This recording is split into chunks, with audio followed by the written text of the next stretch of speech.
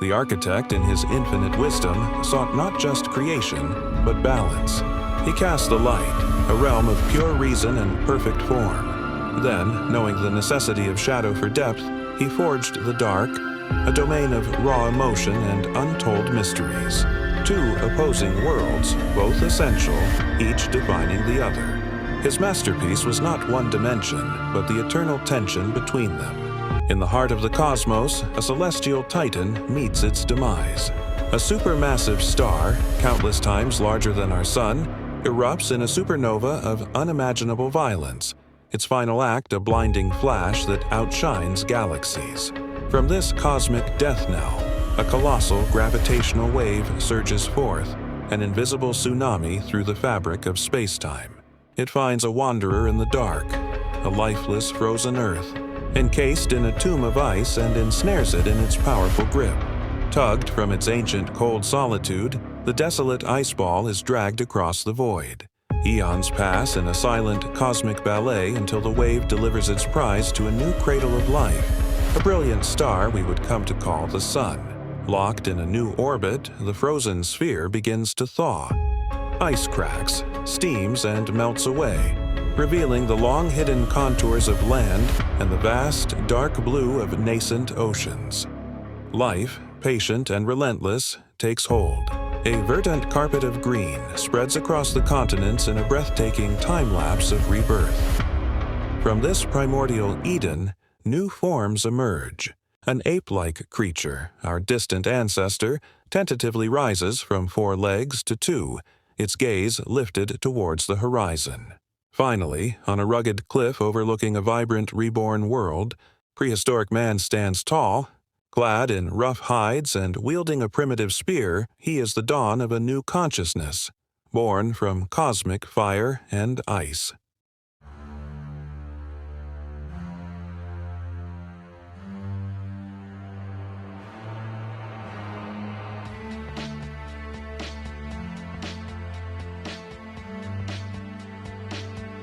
In the age of earth and blood, man and woman were little more than beasts, strong, but empty.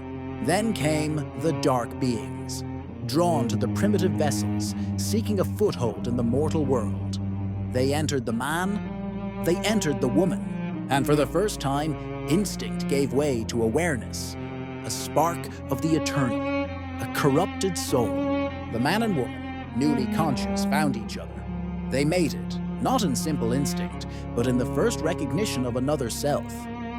But the dark knew a deeper trick. When their offspring was born, a soul, dark, profound, and knowing, was already waiting. The beings had not merely possessed 2 mortals, they had engineered the very soul of mankind. Binding the darkness to our flesh, a birthright of shadows passed from parent to child. The age of unthinking beasts was over. The age of conscious darkness had begun. In the dim light of the cavern, the prehistoric man's eyes, wide with a final primal fear, flicker and then go still. A shudder courses through his frame, his last breath escaping into the cold, damp air.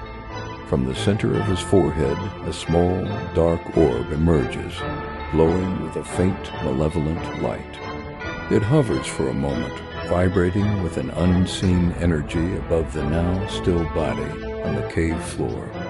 With a sudden surge, the orb ascends towards the cavern's ceiling. It pauses, emitting a low, unsettling hum, then shoots out through the chi. A light soul resided in a man, a dark soul in a woman. From their union, the woman bore twins with hybrid souls, souls made flesh. One son slew the other for failing to gain God's approval. The surviving son was exiled from their homeland. Generations later, a descendant, a female with a dominant dark soul, had her egg fertilized by genes from God in the light. Chased into the woods by the evil ones from above, she gave birth to twins. One stillborn, the other a healthy male, infused with God's power on earth. For the first few years, the child was raised by animals he had dominion over. He emerged and was found by his mother, who had married a pharaoh. The pharaoh was soon assassinated by the evil ones. and the boy, barely 12, became king. He united his people before being crucified, ascending to become God himself, a hybrid God destined to fairly judge light, hybrid, and dark souls. A God who would ultimately have to kill many of the ones he made in his image because they had denied him and been corrupted by the very evil ones who had killed him and his son before him.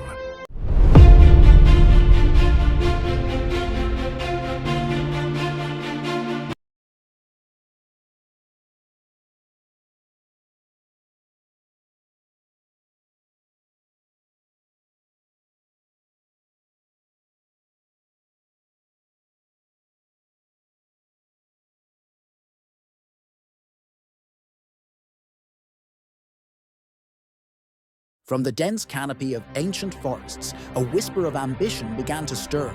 Confined to the ground, our ancestors were creatures of instinct. Yet a single necessity changed everything. To see further, to carry more, to survive the predator, the vertical dream. The spine straightened or the hands freed. A simple adjustment, a monumental leap. From crawling to walking, from instinct to intellect. We left the shadows of the trees for the vast, challenging savanna. It was on 2 feet that we learned to stare up at the cosmos, to harness fire, and to ask the first great questions. The journey from ape to thinker was not just a change in posture, but an elevation of the mind.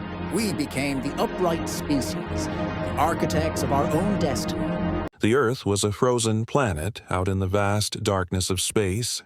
Whenever an event, a supermassive star dying, we call it supermassive supernova, occurred, pulling it into the orbit of a star we call our sun. And then the Earth thawed and allowed for evolution to occur, and man evolved into prehistoric man. Dark orbs possess prehistoric humans in their brain pineal gland. The dark orbs, which we will call beings, wanted to touch things and feel things.